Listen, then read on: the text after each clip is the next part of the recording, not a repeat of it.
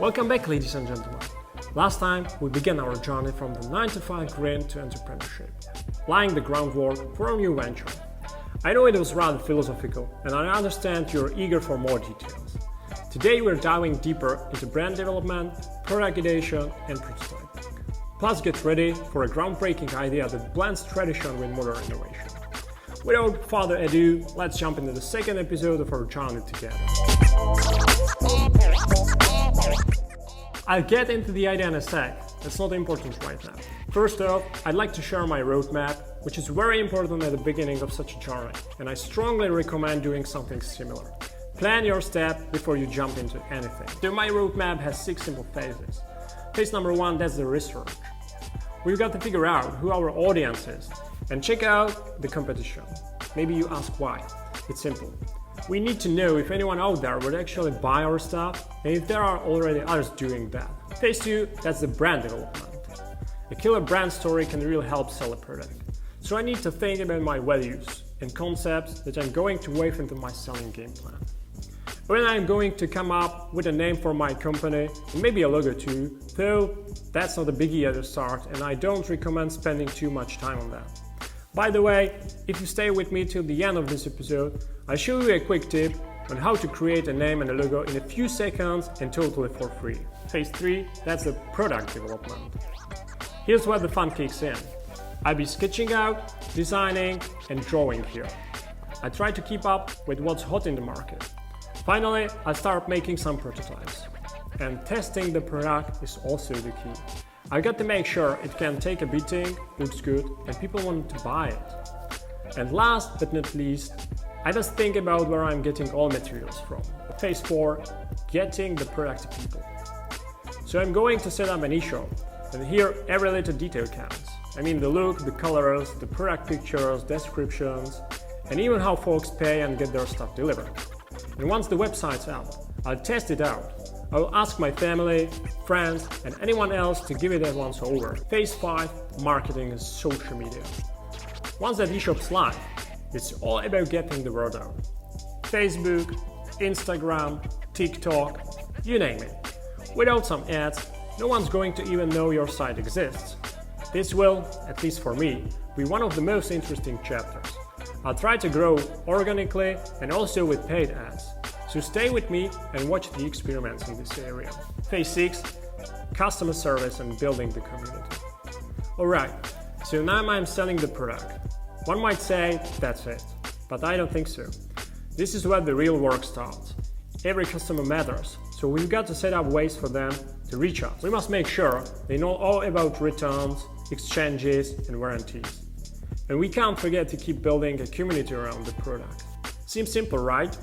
In this video, I'm going to walk you through the whole process of creating a brand from an idea to making prototypes. So let's dive in. And gentlemen, buckle up, because what I'm about to share with you may surprise you. But before you brush it off, give me a chance to explain. I'm sure you'll end up nodding your head. Picture this. Imagine you've got an old wooden cross-country skiing set, weathered and worn from years of use. Now take a look at this picture. Well, we're going to chop it up into tiny pieces. That sounds crazy, right? But stay with me. Now those tiny pieces, they're going to be transformed into something extraordinary. I mean, jewelry.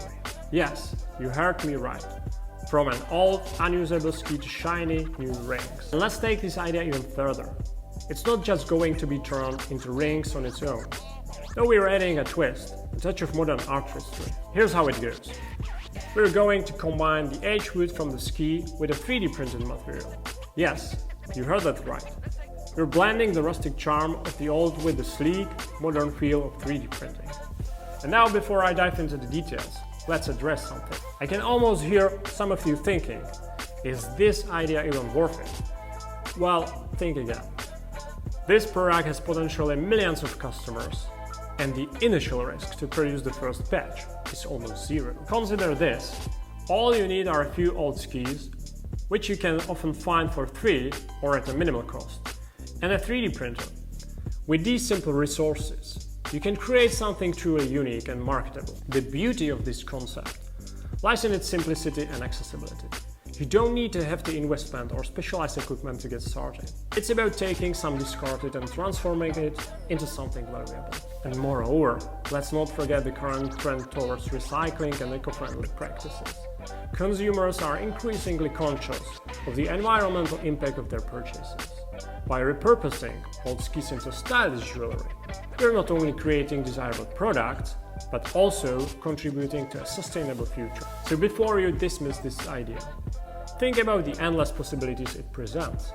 With a bit of creativity and determination, there's no limit to what we can achieve. Not to mention the experience I gained from this. That, ladies and gentlemen, was actually phase 2. I found great value for a great brand. In this chapter, I've made a lot of sketches and drawings as described a few minutes ago, so I also have some imagination how the first batch should look like. Now, let's take a closer look at our unique concept. Here on the table, I've got everything we need to bring our designs to life.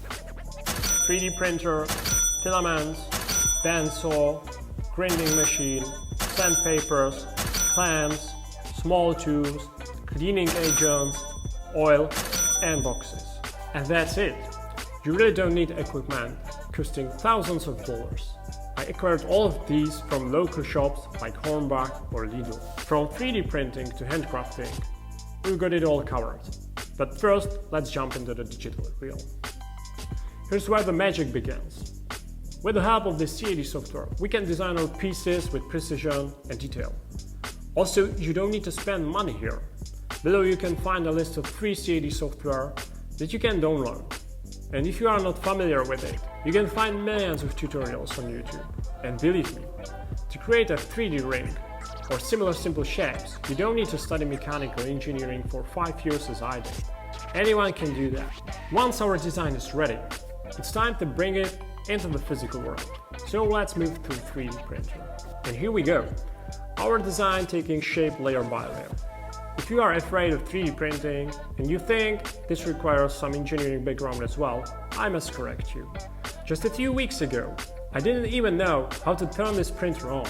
But today, these machines are so simple and everything is really just plug and play. When the plastic is ready, it's time to glue the parts together and let it sit for a while. I use this glue, which seems perfect for this purpose, and you can buy it again in Hornbach. Now comes the finishing touches.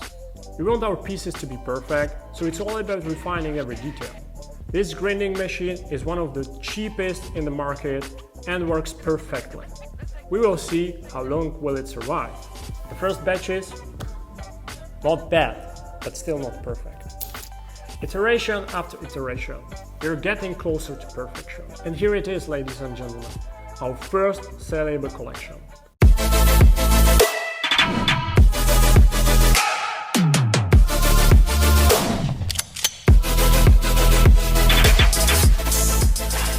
Alright, ladies and gentlemen, now that we've got our first batch of pieces ready, it's time to see how they hold up in the real world. I'm passing them on to my mom, some family and a few friends to give them a run for their money. And we're not taking any shortcuts here. We want to make sure these pieces can handle whatever life throws their way. With the success of this test, we're kicking things into high gear. Our 3D printer is going full throttle to meet demand. Well, ladies and gentlemen, there you have it. We've got the idea, we've got the pieces, we've got the story, and now it's time to get ready for the big sell. From concept to creation, it's been quite the journey. Join me in the next episode as we dive into the nitty-gritty of preparing for sale, starting with building our online presence. I will show you how I designed the website and everything that needed to be done before we launched. We've got a lot in store, so don't miss out. Until then, stay tuned and happy creating.